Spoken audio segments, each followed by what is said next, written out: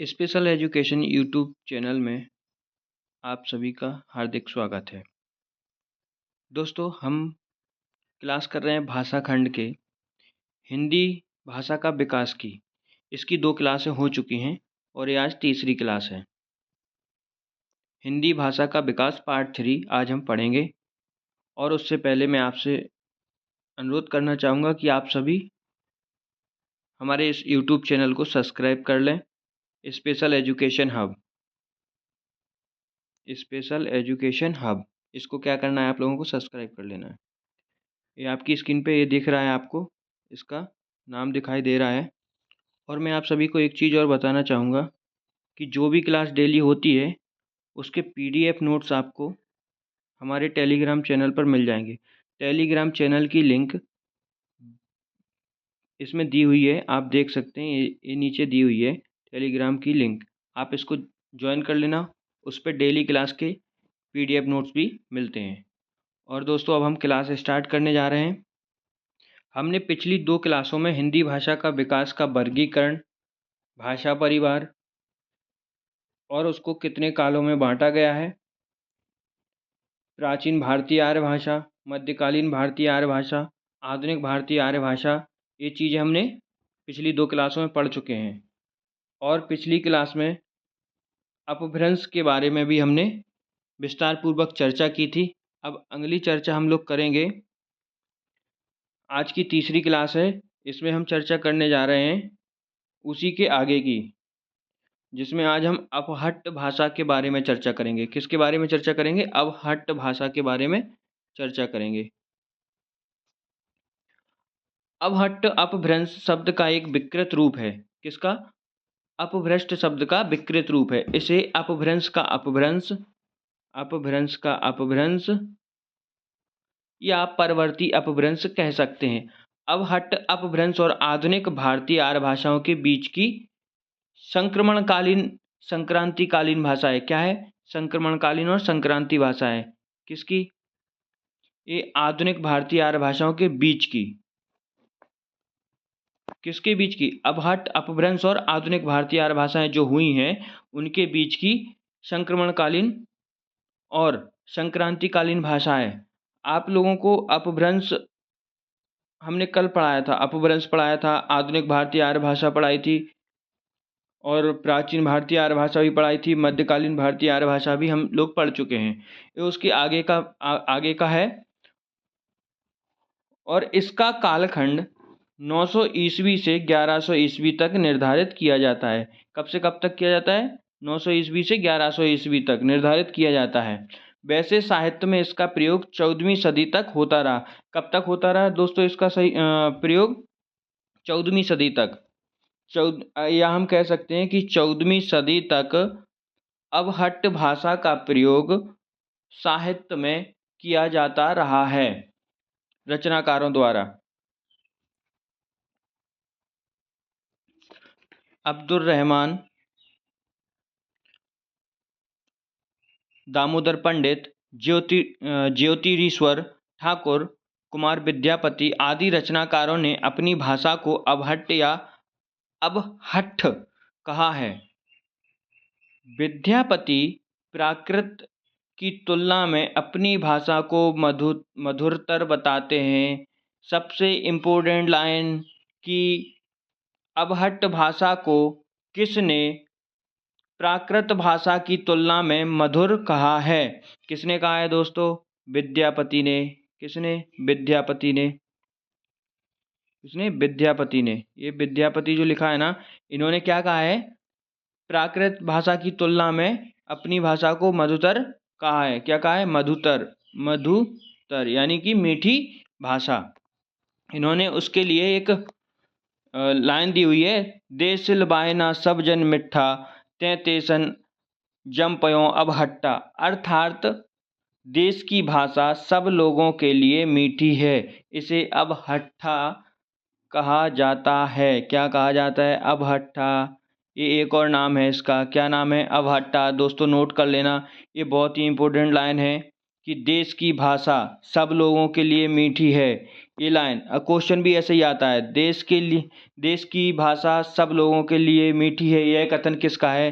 तो आप लोग क्या कहेंगे कि ये कथन किसका है? आप लोगों को बताना है विद्यापति जी का ये कथन है। किसका?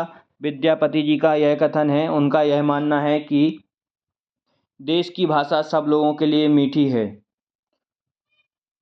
और उन्होंने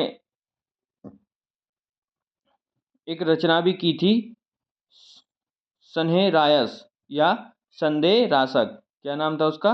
संदेश रासक या सन्हे रायस। नहीं सॉरी, ये इनकी नहीं है। ये ये अब्दुल रहमान की रचना है। किसकी? अब्दुल रहमान की रचना है। विद्यापति जी की रचना है कीर्तिलता। क्या नाम है? कीर्तिलता नाम है उस रचना का। तो दोस्तों ध्यान देना है, विद्यापति प्राकृत की तुलना में अपनी भाषा को मधुर बताते हैं। अपनी भाषा से मतलब है अबहट्ट भाषा से, और उन्होंने अबहट्ट भाषा को अबहट्ठा भी कहा है। क्या कहा है? अबहट्ठा। और अबहट्ठा कहने का क्या कारण है? अबहट्ठा कहने का यही कारण है कि उन्होंने अबहट्ठा इसलिए कहा है कि देश की भाषा सब लोगों के लिए मीठी है। कैसी है? देश की भाषा सब लोगों के लिए मीठी है, इसीलिए इसको अबहट्ठा कहा जाता है। क्या कहा जाता है? अबहट्ठा। और एक और नाम क्या है इसका? अबहट्टा। उसमें टा और इसमें ठा, ये दोनों डिफरेंस हैं। क्या है? टा और ठा का डिफरेंस है आखिरी शब्द में। अब हम बात करते हैं कि अबहट्ट भाषा के प्रमुख रचनाकार और उनकी रचनाएं कौन कौन सी हैं। दोस्तों इसमें जो आपको सामने दिख रहा होगा पेज में, ये देखो दिख रहा है, लगभग सभी को दिख रहा होगा।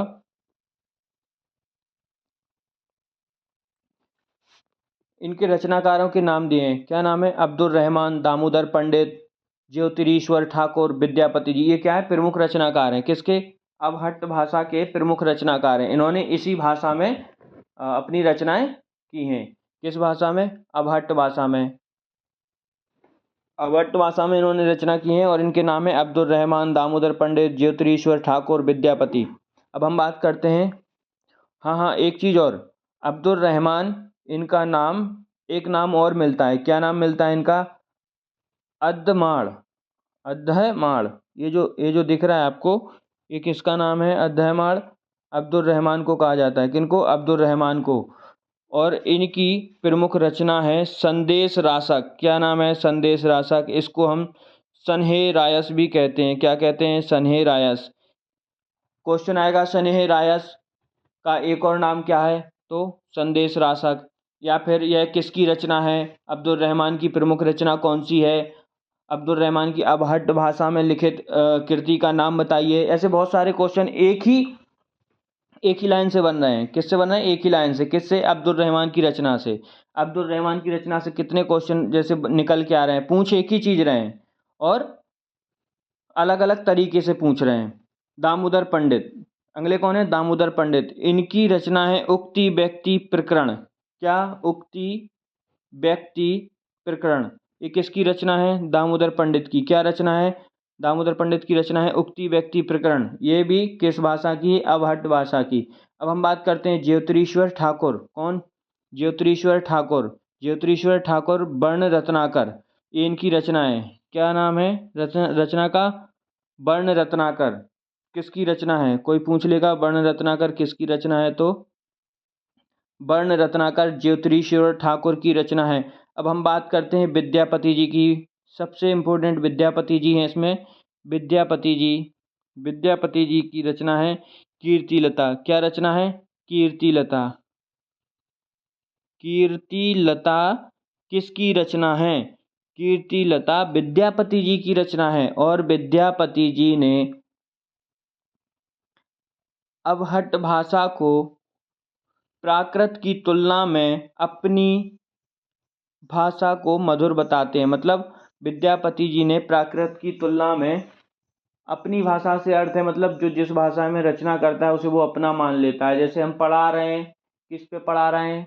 यूट्यूब पे पढ़ा रहे हैं, तो यूट्यूब चैनल का नाम हमारे का क्या है? Special education hub. तो हम जैसे आपसे कहेंगे अपने यूट्यूब चैनल पे हम क्लासें अपलोड करते हैं, आप लोग वहाँ से पढ़ लीजिएगा। या फिर कहेंगे हम अपने टेलीग्राम चैनल पर PDF नोट्स प्रोवाइड कराते हैं, तो आप लोगों को वह वहाँ से मिल सकते हैं। और एक और चीज़, जिस किसी को भी PDF नोट्स चाहिए हो डेली क्लासेस के, उसको टेलीग्राम चैनल पर मिल जाएंगे। उसके लिए आपको टेलीग्राम चैनल सब्सक्राइब करना होगा, या फिर व्हाट्सएप चैनल पे भी आप लोगों को मिल जाएंगे, उसकी लिंक भी हम दे देंगे। और टेलीग्राम और यूट्यूब चैनल की लिंक तो क्लास में ही इस स्लाइड पे आपको नीचे दिख रही होगी।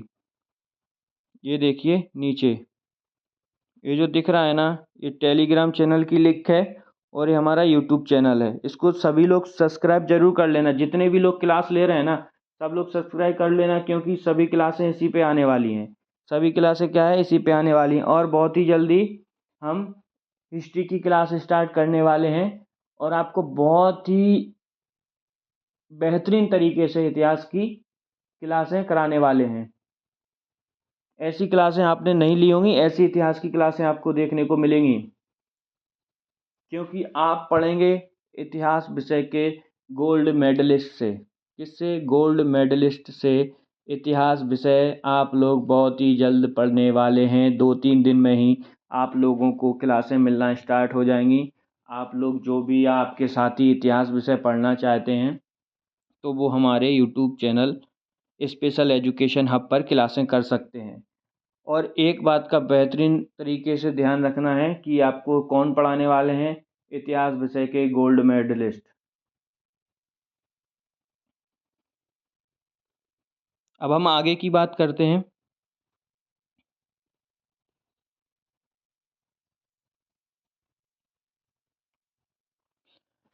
प्राचीन या पुरानी हिंदी, प्रारंभिक या आरंभिक हिंदी, आदिकालीन हिंदी की।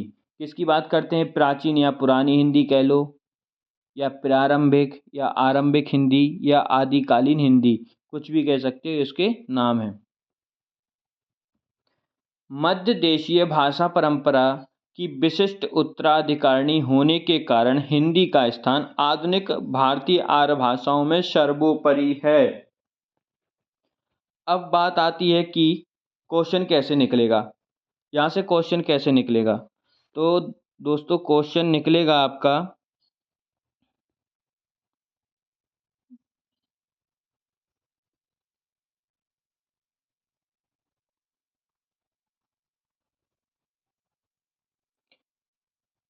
क्वेश्चन निकलेगा कि भारतीय आर्य भाषाओं में सर्वोपरि है संस्कृत, हिंदी, या और भी भाषाओं के नाम आ जाएंगे, तो क्या? हिंदी। किसका नाम लेंगे आप? हिंदी का। हिंदी क्या है? आधुनिक भारतीय आर्य भाषाओं में सर्वोपरि है। क्या है? सर्वोपरि। नोट कर लो सभी लोग, क्या है? सर्वोपरि है। कौन है सर्वोपरि? हिंदी।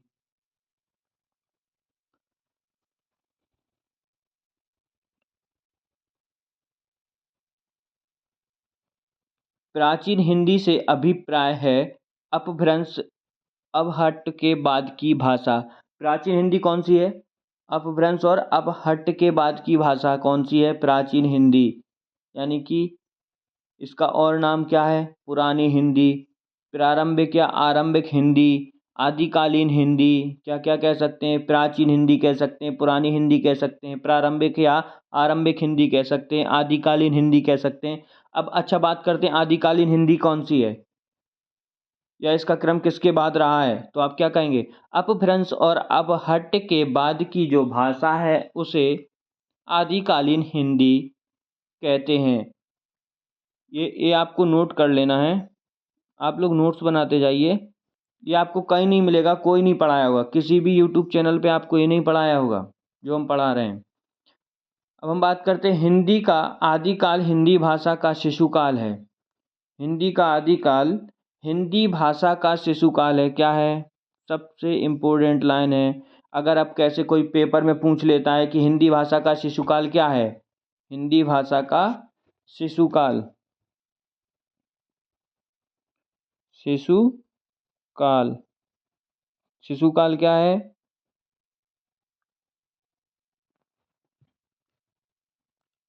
आदिकाल, आदिकाल हिंदी, आदिकालीन हिंदी, सॉरी वो काल नहीं है, एक कालीन लिखा है, आदिकालीन लिखा है, क्या लिखा है, कालीन लिखा है, आदि कालीन।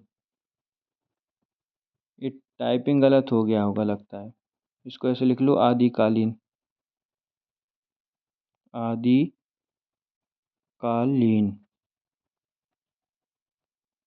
यहाँ पे ये जो दिया है ना आदिकालीन, इसको नोट कर लो, फिर हम इसको मिटा देते हैं। हो गया होगा, अभी हम मिटा देते हैं इसको। तो हम बात कर रहे थे कि हिंदी का आदिकाल हिंदी भाषा का शिशुकाल है। क्या है? हिंदी का आदिकाल हिंदी भाषा का शिशुकाल है। यह वह काल था जब अपभ्रंश अपहट्ट का प्रभाव हिंदी भाषा पर मौजूद था। कौन सा काल था? जब किसका प्रभाव था? अपभ्रंश और अपहट्ट का प्रभाव था। हिंदी की बोलियों कोई निश्चित व स्पष्ट रूप को विकसित नहीं हुए थे। क्या नहीं हुआ था तब? हिंदी की बोलियां हैं, बहुत सारी बोलियां हैं, जैसे कौरबी, खड़ी बोली, बुंदेली, उड़िया, ये सब क्या है? हिंदी की ही बोलियां हैं। और इनका स्पष्ट रूप से विकास नहीं हुआ था। क्या नहीं हुआ था? स्पष्ट रूप से विकास नहीं हुआ था। तब की हम बात कर रहे हैं।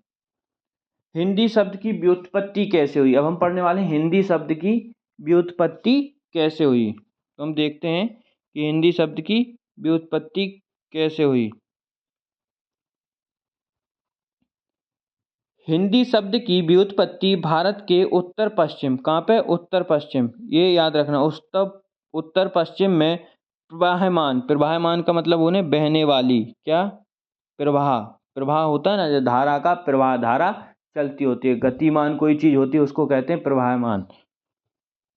जैसे प्रवाहमान, ये क्या है? नदी, कौन सी? सिंधु। हिंदी शब्द की व्युत्पत्ति भारत के उत्तर पश्चिम में प्रवाहमान सिंधु नदी से संबंधित है। किससे संबंधित है? सिंधु नदी से संबंधित है। अब इसका संबंध सिंधु नदी से कैसे है?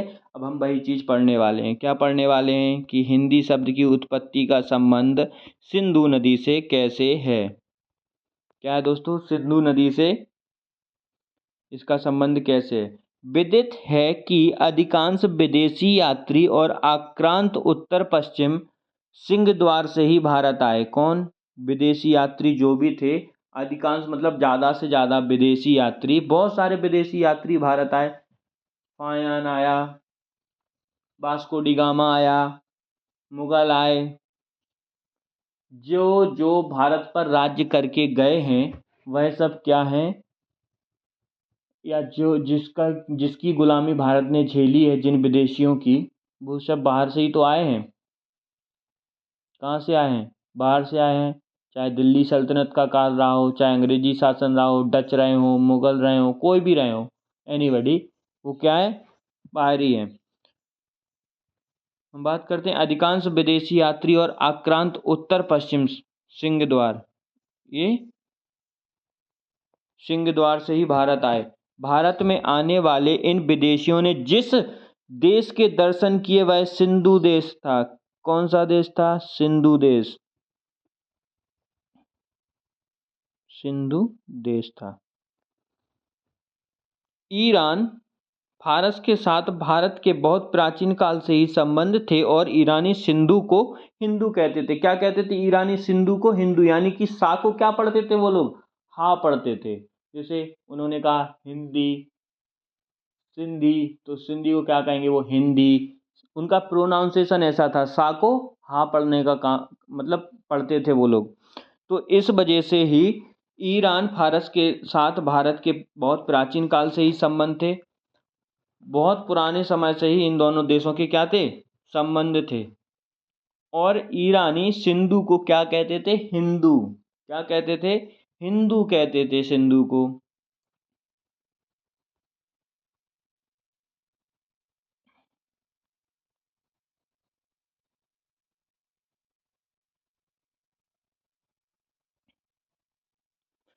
सिंधु को क्या कहते? एरो का निशान जो आप देख रहे हैं ना यहाँ पे, ये किसको दर्शा रहा है? आगे को दर्शा रहा है। सिंधु से क्या हुआ? हिंदू।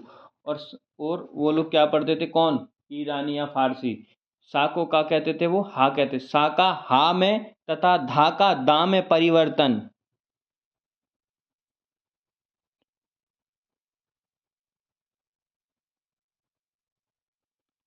पहलवी भाषा प्रवृत्ति के अनुसार ध्वनि परिवर्तन क्या है? सिंधु हिंदू।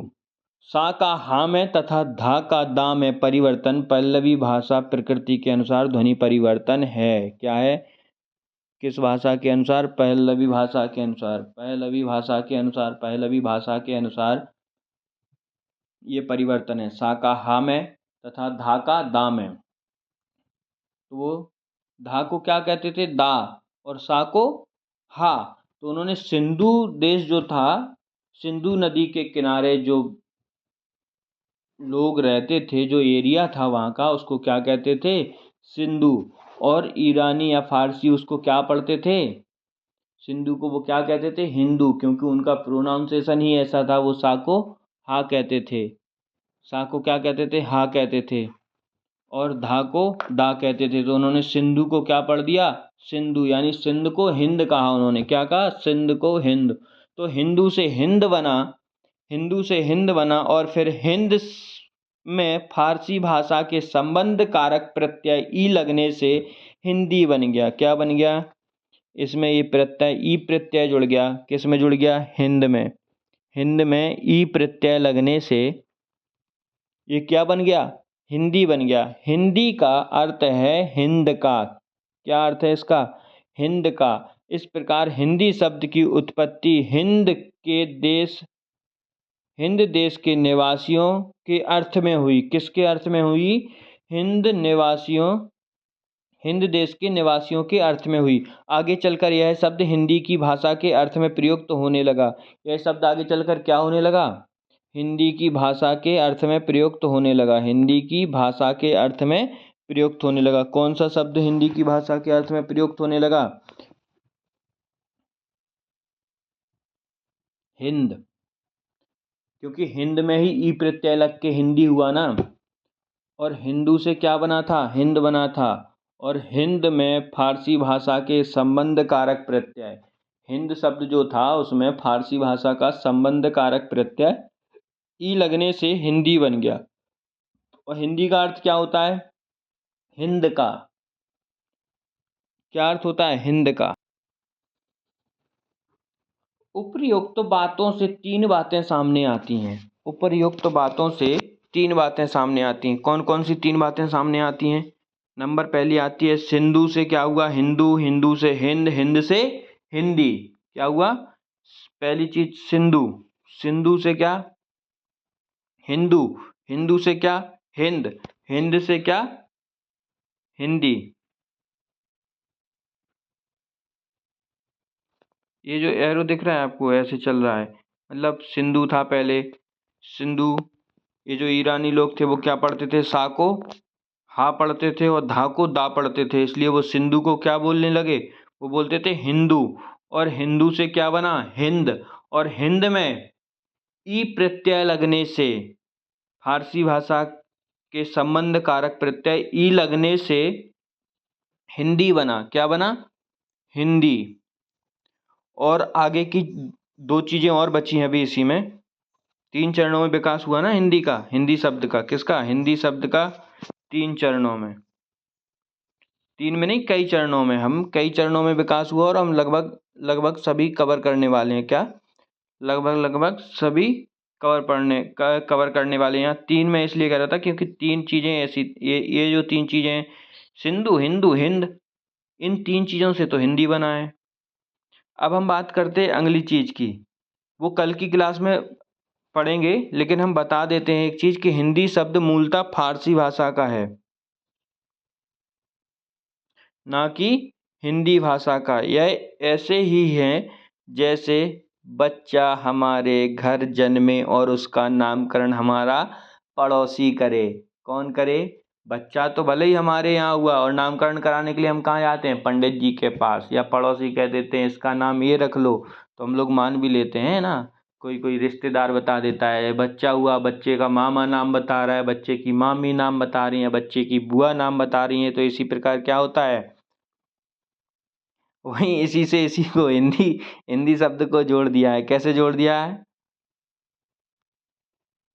जैसे हमारे घर में जन्मे बच्चे और उसका नामकरण हमारा पड़ोसी करे, वैसे ही क्या हुआ? हिंदी शब्द का नाम हुआ। जो फारसी लोग थे उन्होंने सिंधु को हिंदू कहा और हिंदू से क्या बना? हिंद बना। और हिंद में ई प्रत्यय लगने से हिंदी बना। क्या बना? हिंदी। यहाँ पे एक चीज़ नोट और कर लेना आप लोग, मेरे को इसको साफ करके यहाँ पे लिख देता हूँ। एक चीज़ रह गई है, वो प्रिंट नहीं हुई है शायद, मुझे लगता है मैंने अभी ध्यान दिया। सिंधु, नंबर 1 सिंधु, दूसरी चीज़ हिंदू, इससे बना क्या? ये। इसके बाद क्या बना? हिंद बना। हिंद के बाद यहाँ ऐसे लिख लेना, हिंद, हिंद प्लस ई बराबर हिंदी। ये हुआ ना? यहाँ पे ई छूट गया है, ई बड़ी, फिर उसके बाद एरो था ऐसे करके, तो क्या हुआ? सिंधु, हिंदू, हिंदू में से हिंद बना और हिंद में ई प्रत्यय लगने से हिंदी। और आगे की और इसके जो कारण हैं, विकास के चरण हैं, वो हम कल की क्लास में करेंगे। क्या करेंगे हम? हिंदी शब्द के विकास के चरण। अभी हमने एक चरण पढ़ा, क्या? हिंदी शब्द का विकास कई चरणों में हुआ। हिंदी को क्या कहा जाता था पहले? सिर्फ हिंद नाम से इसका हुआ है, कुछ नहीं कहा जाता था। सिंधु, सिंधु से हिंदू, हिंदू से हिंद, हिंद में प्रत्यय ई लगा, ई लगने से क्या हुआ? हिंदी हुई। और हाँ, हिंदी शब्द मूलतः फारसी का है। हिंदी शब्द कहाँ का है? मूलतः फारसी भाषा का शब्द है, क्योंकि फारसियों ने ही सिंधु को हिंदू कहा और हिंदू से हिंद हुआ और उन्हीं की भाषा का कारक प्रत्यय ई लगा, तब ये जाके क्या हुआ? हिंदी हुआ, ना कि किसी हिंदी भाषा का है। और आप सभी यूट्यूब चैनल को सब्सक्राइब कर लें और वीडियो को लाइक शेयर करें, ताकि आपके और भी लोगों तक ये पहुँचे। ये टेलीग्राम की लिंक है। इससे क्या होगा? इस पे आज की क्लास की आपको ये पीडीएफ मिल जाएगी और पिछली 2 क्लासों की पीडीएफ भी आपको टेलीग्राम के इसी चैनल पे मिल जाएगी, या व्हाट्सएप चैनल पे भी मिल जाएगी। आप कल की वीडियो में मैं उसका लिंक दे दूंगा, आप लोग वहाँ से उस ज्वाइन कर लेना। व्हाट्सएप चैनल भी ज्वाइन कर लेना और टेलीग्राम भी चैनल ज्वाइन कर लेना। दोनों पे लिंक, जिसको जहाँ से सुविधा हो, आसानी हो डाउनलोड करने में पीडीएफ, वहाँ से कर लेना। और special education hub channel YouTube channel को सभी लोग सब्सक्राइब कर लें और नोटिफिकेशन ऑन कर लेना, जिससे हमारी जब भी क्लास अपलोड होगी आप लोगों को तक तुरंत पहुंच जाएगी। क्या होगा? तुरंत आप लोगों को नोटिफिकेशन आ जाएगा कि क्लास आ गई है, तो आप लोग क्या करेंगे? फिर क्लास ले सकते हैं। धन्यवाद। आज की क्लास यहीं समाप्त करते हैं और हम इसके आगे के चरणों को कल पढ़ेंगे और बढ़ते हुए क्रम में हम भाषा खंड को समाप्त करने का प्रयास करेंगे। क्या करेंगे? भाषा खंड को समाप्त करने का प्रयास करेंगे। धन्यवाद।